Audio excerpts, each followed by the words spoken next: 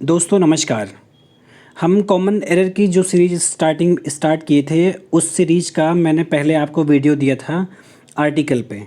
Article के topic पे मैंने आपको 2-3 वीडियो दिए था। अब आज स्टार्ट कर रहे हैं हम अगला टॉपिक, जिसका नाम है नाउन केस। ठीक है, नाउन में जो केस वाला पोर्शन है, जहाँ से केसेस में एरर आती हैं, मैं वहाँ से आज का आपका वीडियो जो है वो यहाँ से स्टार्ट करूँगा कॉमन एरर का। तो बिना किसी और विलंब किए हुए हम अगले टॉपिक पे चलते हैं, हम क्वेश्चन पे स्टार्ट करते हैं। ठीक है, पहला क्वेश्चन है, लिखा है कि the buildings roof needs repairing, otherwise it may fall down and result into many persons death.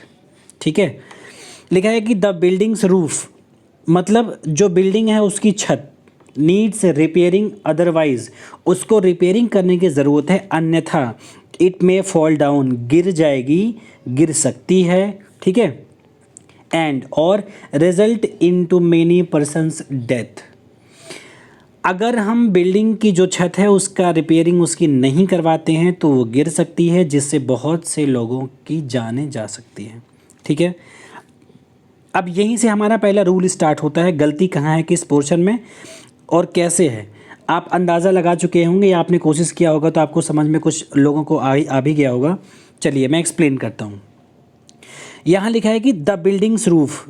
दोस्तों मैं आपको ये बताना चाहता हूँ, रूल अगर आप चाहो तो मैं एज़ यूजुअल जैसा कहता आया हूँ कि आप एक कॉपी ज़रूर रखें अपने पास में, एक पेन। अगर आपको रूल्स अच्छे लगें तो रूल्स ज़रूर लिखें। ठीक है, तो यहाँ लिखा है कि द बिल्डिंग्स रूफ। बिल्डिंग क्या है? बिल्डिंग एक निर्जीव है, बिल्डिंग में जान तो होती नहीं है। तो जो एपोस्ट्रोफी एस का प्रयोग होता है, पहला रूल यहीं से स्टार्ट होता है आपका। जो एपोस्ट्रोफी एस का इस्तेमाल होता है वो हमेशा हमेशा सजीव लोगों के साथ में, जिंदा चीज़ों के साथ में इस्तेमाल करते हैं एपोस्ट्रोफी एस का। हम निर्जीव चीज़ों के साथ एपोस्ट्रोफी एस का इस्तेमाल नहीं करते हैं। ठीक है, अब इसको तो एरर क्या है? एरर आपके पहले पार्ट में है, ए में। ठीक है, इसको सुधारेंगे कैसे? इसको सुधारने का एक तरीका ये है कि हम जब भी स्टार्ट करेंगे इसको ना, तो ये द बिल्डिंग्स रूफ है। बिल्डिंग्स रूफ में क्या करते हैं, हम लिखेंगे रूफ ऑफ द बिल्डिंग, है ना।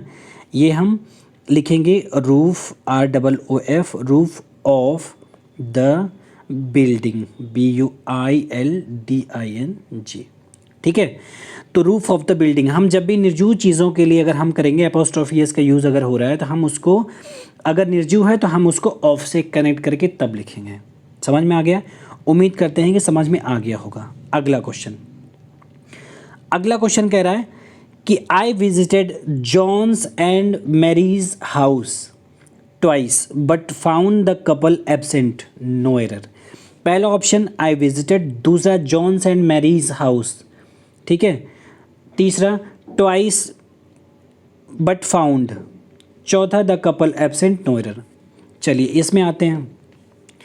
एपोस्ट्रोफी में आप ये ध्यान दीजिएगा, जब भी कभी एपोस्ट्रोफी में ऐसे क्वेश्चंस का यूज़ हो जहाँ इन पे जॉन्स पे भी एपोस्ट्रोफी लगा है, John apostrophe S, Mary apostrophe S. ठीक है, तो जब भी कभी दो नाउन अगर कनेक्ट होते हैं और दोनों अगर एंड से जुड़े हैं, एंड से जुड़े मतलब कनेक्ट अगर दोनों के किया जा रहा है और वो एक दूसरे से बहुत क्लोजली रिलेटेड हैं, तो नियम ये कहता है कि हम यहाँ भी एपोस्ट्रोफी एस, यहाँ भी एपोस्ट्रोफी एस, दोनों में ना लगाकर जो बाद वाला नाउन है, जैसे जॉन्स एंड मैरीज है तो हम जॉन एंड मैरीज बोलेंगे।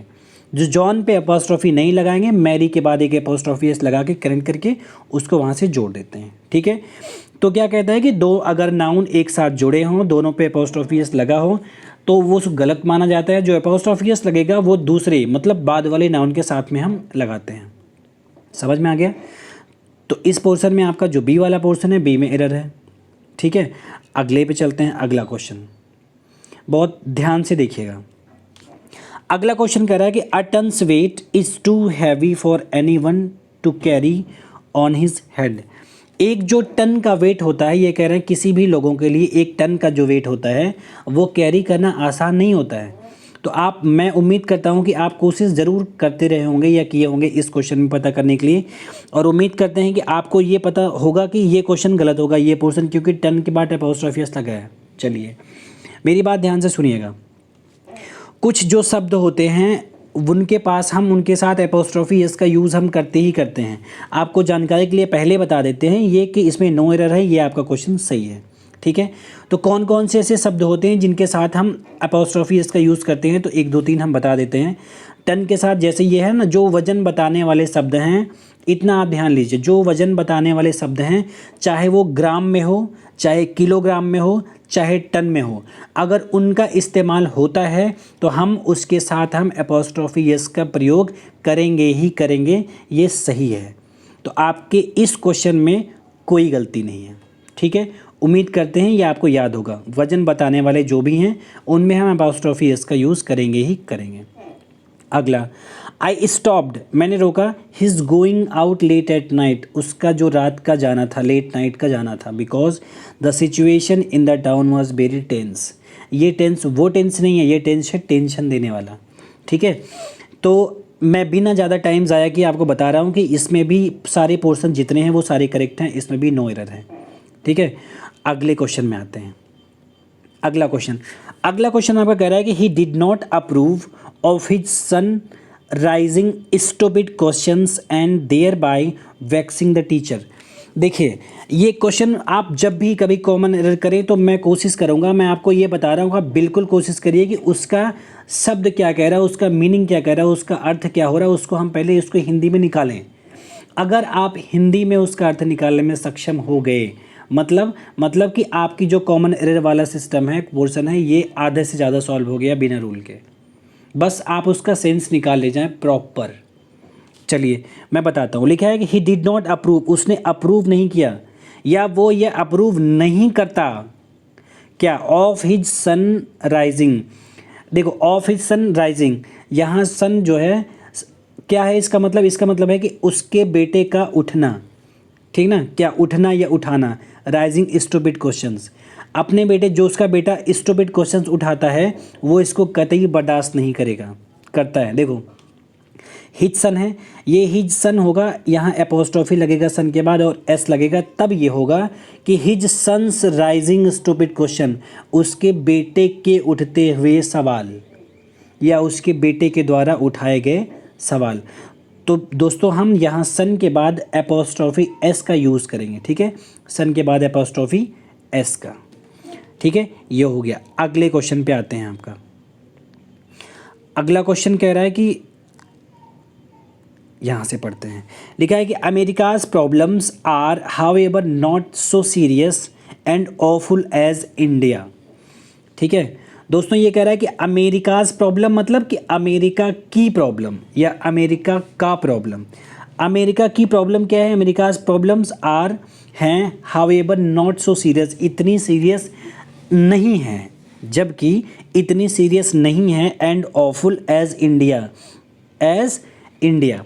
देखो, अमेरिका की प्रॉब्लम इतनी ऑफुल और सीरियस नहीं है जितना कि इंडिया का या इंडिया की। मतलब समझ में आ रहा है, मेरी बातों को ध्यान दीजिएगा। जो अमेरिका की प्रॉब्लम है, अमेरिका की अगर का इस्तेमाल हुआ है तो अमेरिका के बाद एपोस्ट्रोफी एस लगा है, तो अगर हम इंडिया की बोलेंगे तो इंडिया के बाद भी तो एपोस्ट्रोफी एस का यूज़ होना चाहिए। तो हम यहाँ क्या करेंगे, इंडिया के बाद एपोस्ट्रोफी एस का इस्तेमाल करेंगे।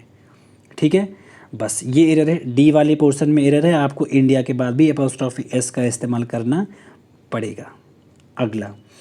अगला क्वेश्चन आपका कह रहा है कि your tone of speaking as well as your friends is extremely sarcastic yet we never take it seriously। ठीक है, देखो ये कह रहा है कि ये योर टोन ऑफ स्पीकिंग, आपकी जो स्पीकिंग की टोन है, as well as your friend. ठीक है, as well as your friends, आपके जैसे कि आपके दोस्त का। यहाँ लिखा है फ्रेंड्स। मैं बिना टाइम ज़्यादा वेस्ट किए मैं आपको ये बताऊँगा कि ये जो फ्रेंड लिखा है, फ्रेंड में एपोस्ट्रोफी एस लिखा है, ठीक है, कोई दिक्कत नहीं है। लेकिन अगर हम एपोस्ट्रोफी एस फ्रेंड का अगर बोलेंगे तो का सेंस निकलता है इसमें? नहीं निकलता। क्यों नहीं निकलता? क्योंकि आपको पता है कि का सेंस तब निकलेगा जब एपोस्ट्रोफी का यूज़ होगा, और एपोस्ट्रोफी का यूज़ यहाँ नहीं हुआ है। इस फ्रेंड्स का क्या मतलब है? इस फ्रेंड्स का मतलब है कि यहाँ एक दोस्त नहीं है, कई सारे दोस्त हो गए। ठीक है, ये प्लूरल में यूज़ हो गया, एपोस्ट्रोफी में यूज़ नहीं हुआ है। चलिए, अब इस पे हम अगर एपोस्ट्रोफी लगाना चाहेंगे तो कैसे लगाएंगे? कुछ दोस्तों को शायद ना पता हो या बहुत दोस्तों को हमारे पता भी होगा, लेकिन जिनको नहीं पता है वो ध्यान से सुनेंगे और जानेंगे। ठीक है, जब भी किसी भी शब्द के अंत में अगर एस लिखा हो, जैसे फ्रेंड्स है, ठीक है, कुछ भी है, जैसे कुछ भी मान लो टेक्स है ना, मेक्स है, कुछ भी जिस किसी भी शब्द के अंत में अगर एस लगा हो और उस पर आपको एपोस्ट्रोफी लगाने की ज़रूरत हो, ये एपोस्ट्रोफी एस का इस्तेमाल होना चाहिए उस पर, तो हम कुछ नहीं करेंगे। जहाँ हम फ्रेंड लिखे हैं FRIEND, फ्रेंड लिखा है, हम इसको ये भी मान लेते हैं फ्रेंड्स लिखा है, उसके ऊपर हम एक एपोस्ट्रोफी का यूज़ ऐसे करेंगे। ठीक है, बीच में एस के पहले हम एपोस्ट्रोफी नहीं लगाएंगे। अगर एस ऑलरेडी लिखा है तो हम एस के बाद एक एपोस्ट्रोफी लगा देंगे और हमारा जो एरर है वो दूर हो गया। ठीक है, तो दोस्तों बहुत ध्यान देने वाली चीज़ है। कॉमन एरर ऐसी चीज़ है कि अगर हम बिल्कुल माइन्यूटली ऑब्जर्व नहीं करते हैं तो हमें एरर का पता नहीं चलता, हमें लगता है पूरा सेंटेंस सही है। ठीक है, इसमें क्या है, इसमें एक एपोस्ट्रोफी की गलती थी बिल्कुल बस, और कुछ नहीं, बाकी पूरे सेंटेंस करेक्ट थे। तो फ्रेंड्स के बाद हम एपोस्ट्रोफी लगाएंगे। ठीक है, चलिए अगले क्वेश्चन पे आते हैं। अगला क्वेश्चन कह रहा है कि द फाइनेंस मिनिस्टर, ठीक है, the finance minister boast of improving the economic condition of the countries.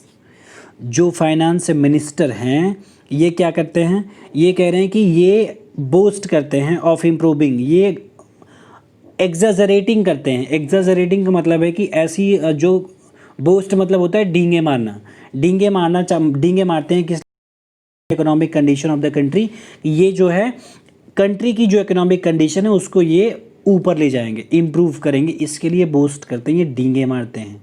ठीक है, किसकी, ये कह रहा है कि the economic condition of the country. अगर economic condition of the country है कि कंट्री की इकोनॉमिक कंडीशन है, जब यहाँ पूरा सेंस आपका पूरा हो जा रहा है तो इस एपोस्ट्रोफी एस की यहाँ क्या ज़रूरत है? ठीक है, तो इस सेंटेंस में इस पार्ट में आपके पार्ट वाले पोर्शन डी में एरर है। आपको इसमें एरर क्या है कि आपको इसमें एपोस्ट्रोफी एस की ज़रूरत है ही नहीं, यहाँ एपोस्ट्रोफी एस का काम बिल्कुल नहीं था। ठीक है, अगला क्वेश्चन है, the life of the rich is not in many ways as peaceful as that of the poors. ठीक है, अभी मैं ज़्यादा टाइम नहीं लूँगा, अभी मैंने ऊपर वाले क्वेश्चन में एक्सप्लेन किया था, आप फिर से जाके बाद में देख लीजिएगा। सेम क्वेश्चन ये भी है, इसमें भी एपोस्ट्रोफी एस का काम नहीं है। अगर ये ऑफ द पुअर कह रहा है, ऑफ द पुअर मतलब गरीब लोगों का, तो यहाँ हम पुअर के बाद एपोस्ट्रोफी एस का काम नहीं है, कोई इस्तेमाल हम यहाँ नहीं करेंगे। ठीक है, अगला क्वेश्चन कह रहा है for your sake as well as for your wife. देखो, we all wish that you may get their job. For your sake आपकी खातिर, है ना, आपके लिए, आपके वास्ते। As well as your wife, as well as your wife का मतलब होता है कि जैसे हम आपकी खातिर हम दुआ करते हैं, ठीक उसी तरह से आपके वाइफ की खातिर भी। मेरी बात ध्यान से सुनिएगा। ठीक है, as well as for your wife, ये जो वाइफ वाला पोर्शन है ना, इसमें ये गलती है कि वाइफ के बाद आपको एपोस्ट्रोफी एस का इस्तेमाल करना पड़ेगा। ठीक है, एपोस्ट्रोफी एस का इस्तेमाल करना पड़ेगा इसके बाद, तब ये हो जाएगा कि for your sake as well as for your wife's sake. ठीक है, आपकी खातिर, ठीक वैसे ही आपकी पत्नी की खातिर। अब आपका जो सेंस है वो कंप्लीट निकलेगा। ठीक है, उम्मीद करता हूँ कि समझ में आया होगा। अगले क्वेश्चन पे आते हैं और आज का लास्ट क्वेश्चन लिखा है कि the expert mason reported to the owner of the hotel that there was no question of the walls falling down. आपको अगर याद होगा जरा से भी, तो मैंने ऊपर जो सबसे पहला क्वेश्चन था मैंने आपको ये बताया था कि निर्जीव चीज़ों के साथ हम एपोस्ट्रोफी एस का इस्तेमाल नहीं करते हैं। ठीक है, वैसे ही इसमें ये कह रहा है the expert mason reported to the owner of the hotel that there was no question of the walls falling down. कह रहा है कोई क्वेश्चन ही नहीं उठता कि दीवार गिर जाए। ठीक है, वॉल्स फॉलिंग होता ही नहीं है। मैंने बताया था कि निर्जीव चीज़ों के साथ एपोस्ट्रोफी एस का इस्तेमाल हम नहीं करते हैं। एपोस्ट्रोफी एस का इस्तेमाल हम केवल सजीव चीज़ों के साथ ही करते हैं। तो यहाँ वॉल्स की जगह ये होगा क्या, ये एपोस्ट्रोफी एस हटेगा। ठीक है, या होगा कि falling down of wall, falling down of wall. समझ में आ गया? उम्मीद करते हैं समझ में आया होगा आपको। तो आज के लिए जितना भी क्वेश्चन मैंने किया आज के लिए बस इतना ही। आप इतनी ही रूल्स, अगर आप 2-2 4-4 रूल्स पर आप याद करते चलेंगे तो इतना ही बहुत है। तो आगे के लिए फिर अगले वीडियो मिलते हैं आपसे। धन्यवाद।